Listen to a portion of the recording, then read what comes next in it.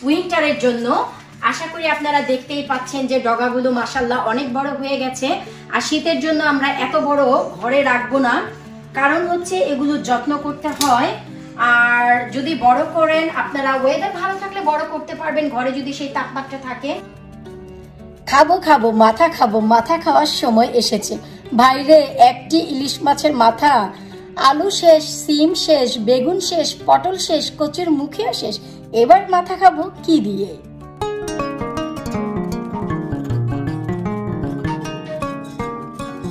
ইলিশ মাছের মাথা রান্না করার জন্য মাথা তো ভাই চাই। এখানে আমি দুটি ইলিশ মাছের মাথা নিয়েছি। তিনটি মাথা বড় কষ্ট করে জমিয়েছিলাম, তার ভিতর একটি অলরেডি পেটে চলে গেছে। আর এই মাথার কাটাকুটি রান্নার সময় অনেকে মাছ অথবা লেজও ব্যবহার করে। আজ আমি শুধু এই মাথার কাটাকুটি ব্যবহার করছি আজকের রান্নাটির জন্য। তার সাথে সাথে ব্যবহার করছি আমি এখানে দেশি পেঁয়াজ, আর ব্যবহার করছি কাঁচামরিচ।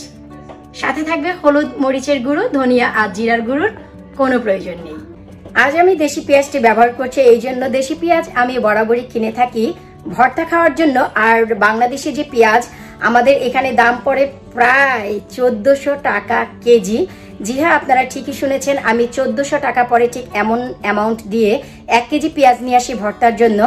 আর গত 1 মাস যাবৎ এতই ব্যস্ত যে আমি ভর্তাও খেতে পারছি না, আর পেঁয়াজগুলো এমনিতেই নষ্ট হয়ে যাবে, তাই ভেবে আজ আমি স্পেশাল ইলিশ মাছের মাথায় দেশি পেঁয়াজ ব্যবহার করছি। তো চলুন এখন আমি এই ইলিশের মাথা দিয়ে কি রান্না করব শুরুতে আমরা তার ব্যবস্থা করি। আর তার সাথে সাথে আমি আরো ছোটখাটো 1-2টি কাজ আপনাদের সাথে শেয়ার করব এই রান্নার পাশাপাশি আমি আর কি করছি। আজ চিন্তা করেছি যে আমি ইলিশের মাথা খাবো পুঁই শাক দিয়ে, কারণ পুঁই শাক ঘরে অনেক বেশি বড় হয়ে যাচ্ছে। তো ভাবলাম যে আমি পুঁই শাকগুলো কেটে নেই, আর আপনারা এতে দেখতে পাবেন যে আমি পুঁই শাক কত পরিমাণ কেটে নিচ্ছি আর কোনটুকু পরিমাণ আমি রেখে দিচ্ছি উইন্টারের জন্য। আশা করি আপনারা দেখতেই পাচ্ছেন যে ডগাগুলো মাশাআল্লাহ অনেক বড় হয়ে গেছে। আর শীতের জন্য আমরা এত বড় ঘরে রাখবো না, কারণ হচ্ছে এগুলো যত্ন করতে হয়। আর যদি বড় করেন আপনারা, ওয়েদার ভালো থাকলে বড় করতে পারবেন, ঘরে যদি সেই তাপমাত্রা থাকে। যেমন কি আমার এই রুমে আছে কনজারভেটরিতে, কিন্তু আমি চাচ্ছি না যে কোনো মাচা বা কোনো লাঠিগুটি দিতে, তাই ছোটই রাখতে চাচ্ছি নেক্সট সামার পর্যন্ত। নেক্সট সামার আসলে তখন লাঠিগুটি দিয়ে বড় করব, কারণ সামারে অনেক বেশি গ্রো হয় আর অনেক বেশি আমাদের কেটেও খাওয়া হয়ে যায়। তো এখন আমি এগুলো কেটে নেওয়ার পরে যে বড় বড় যে সাইডে পাতাগুলো আছে আমি তাও কেটে নিচ্ছি, কারণ আমাকে এয়ার সার্কুলেটের জন্য নিচের যে অংশটুকু তা একেবারে ফ্রেশ রাখতে হবে।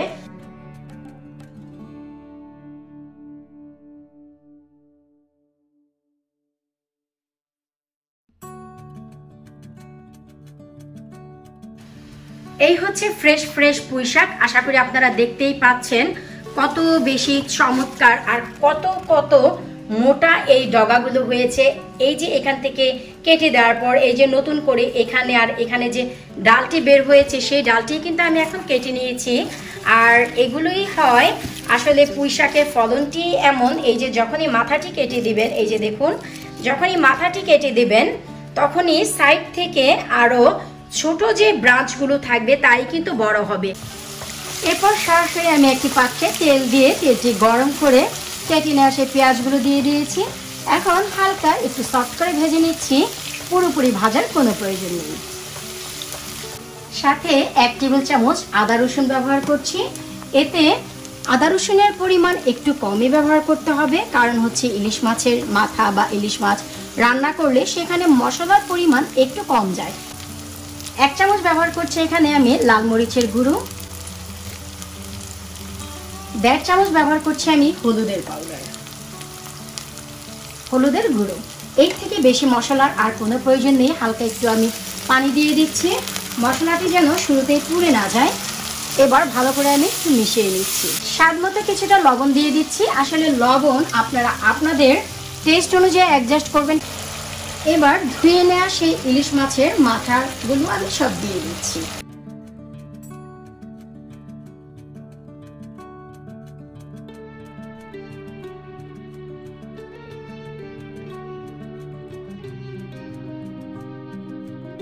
এরপর আমি দিয়ে দিচ্ছি এখানে পুঁই শাকের কিছুটা ডগা। শুরুতে পাতা আমি একটু পরে দিব, জাস্ট মিনিট খানেক পরে। এতে করে দেখা যায় মাথার সাথে এই যে ডগাটি হতে একটু তো সময় লাগে পাতা থেকে, তাই আমি 1 মিনিট আগে দিয়ে দিচ্ছি।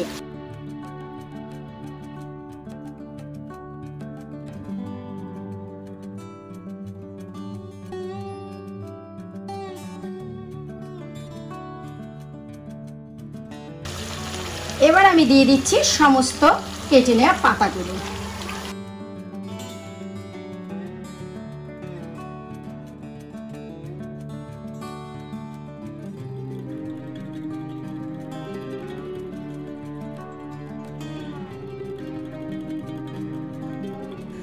তারই মাঝে আমি এখানে ওয়াশিং মেশিনে কাপড় দিয়েছি ধোয়ার জন্য, কারণ একদিনে যদি শুধু ভিডিওর কথা চিন্তা করি এতে দেখা যায় অনেক কিছু হয়ে ওঠে না, তাই 2-3টি কাজ যদি একসাথে করি আমার জন্য অনেক বেশি ইজি হয়। সাথে সাথে এখানে আমি সেদ্ধ করে নিচ্ছি মিষ্টি কুমড়ের খোসা।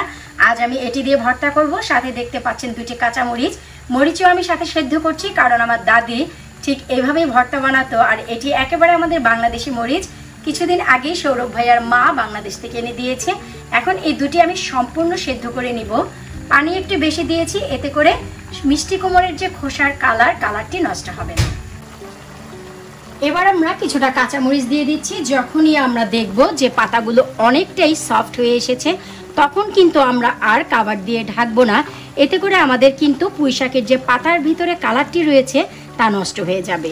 আর এখন আমরা যে কাজটি করতে পারি, আমরা চুলার তাপটি বাড়িয়ে দিয়ে তারপর পাতাগুলোকে সেদ্ধ করতে পারি।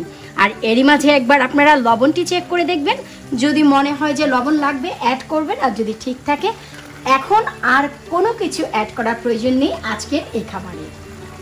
এখন হচ্ছে আপনাদের পালা যে আপনারা কে কতটুকু ঝোল খাবেন সে বুঝে ঝোলটুক শুকিয়ে নেবেন।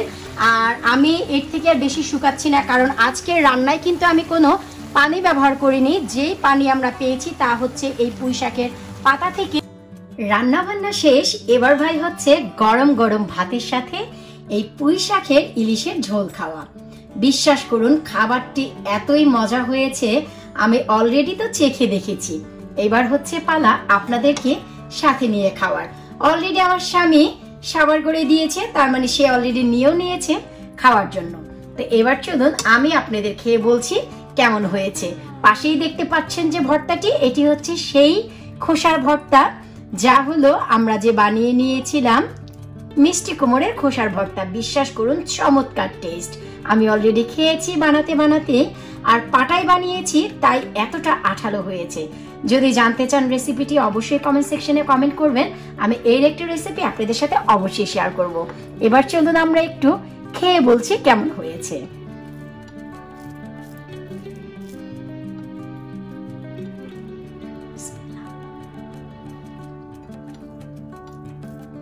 অসাধারণ টেস্ট। এবার পালা হচ্ছে ইলিশের পুঁইশাকের ঝোল। ওয়াও, ফ্লেভার দিয়ে আমার কিচেন অলরেডি ভরে গেছে। চলুন আপনাদেরকে একটু দেই। না ভাই তা কি আর সম্ভব? তার সম্ভব নয়।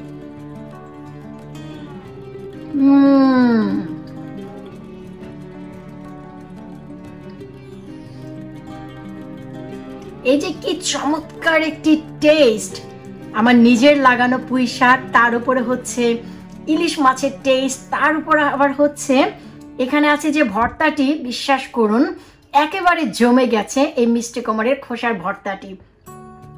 আপনারা যদি একবার চান এই রেসিপিটি ট্রাই করতে পারেন। ভিডিওটি ভালো লাগলে অবশ্যই লাইক করবেন, চ্যানেলে নতুন এসে থাকলে চ্যানেলটি সাবস্ক্রাইব করবেন, ফেসবুক পেজটি ফলো করবেন। আপনাদের রেখে রেখে একা একা খেয়ে ফেলবো, তা কি হয়?